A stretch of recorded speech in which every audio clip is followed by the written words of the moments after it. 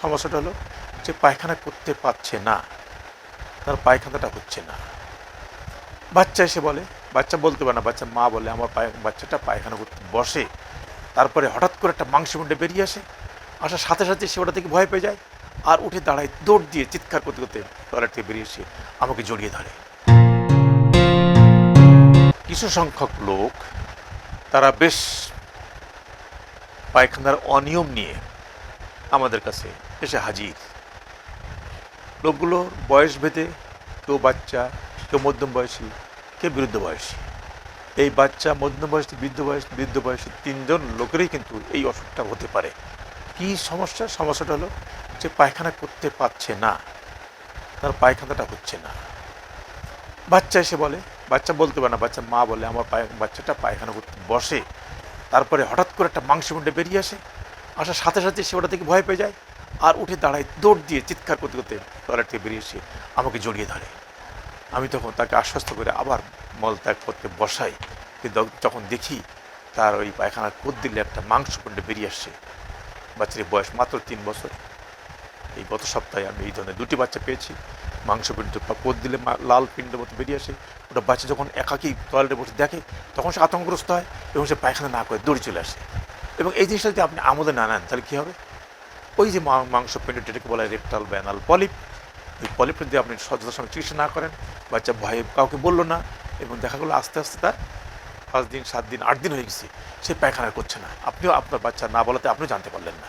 যখন আপনার বাচ্চার পেটটা ফুলে উঠলো, পায়খানা শক্ত হয়ে গেছে, পায়খানা বেরোচ্ছে না, তখন আপনি চিকিৎসকের কাছে আসলেন এবং দেখা গেলো এরকম ইতিহাস 10 দিন, 15 দিন ধরে আপনার পায়খানা করেনি, এবং ওই একটা মাংসপিণ্ড বেরিয়ে আসার কারণে সেই মাংসপিণ্ডটা উঠে দাঁড়ালে ভিতরে চলে যেত বলে তার মাকেও বলতো না, কিন্তু পায়খানা করতো না।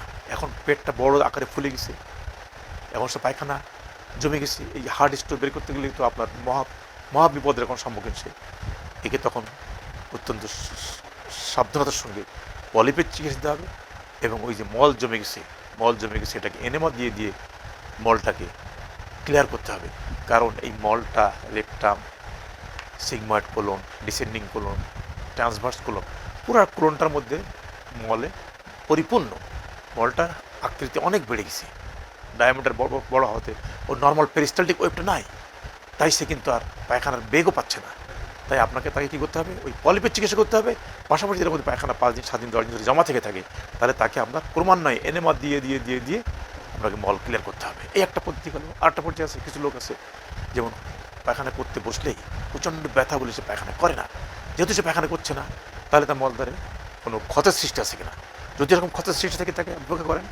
যেমন অবশ্যই অ্যানাল প্রেশার থাকে, অ্যানাল টোনটা রেইজ থাকে, অ্যানাল ক্যানালটা ন্যারো থাকে, তাহলে আপনি সেই লোকের এই ধরনের রোগ থাকলে তার চিকিৎসা দিবেন, এবং সে 3 দিন, 4 দিন, 5 দিন, 7 দিন ধরে পায়খানা করছে না, এই পায়খানা আপনাকে ওই একই নেবে এনেমা দিয়ে ক্লিয়ার করতে হবে, রোগের চিকিৎসা করতে হবে।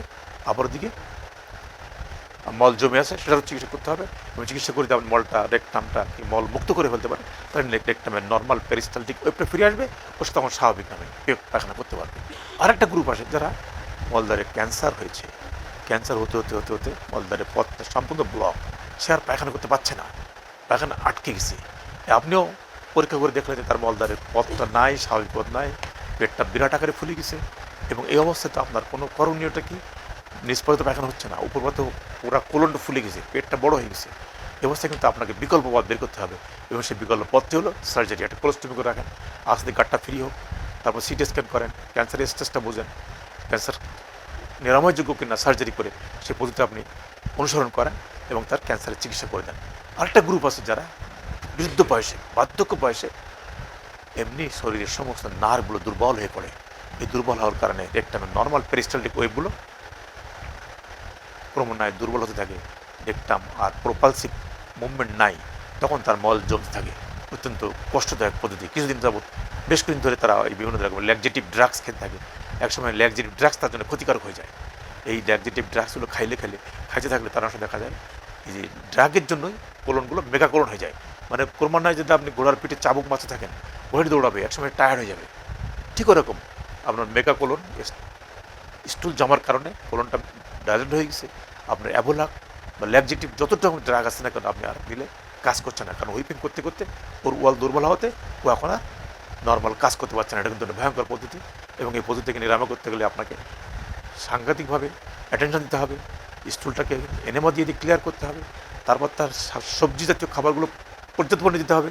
যদি তোর ভাগ্য ভালো হয়, যদি তার রেকটামের বা অ্যানাল কানালের বা কোলনের যদি পেরিস্টালটিক ওয়েবটা ফিরে আসে, তাহলে সে আবার আগের মতো পায়খানা করতে সমর্থ হবে। ধন্যবাদ।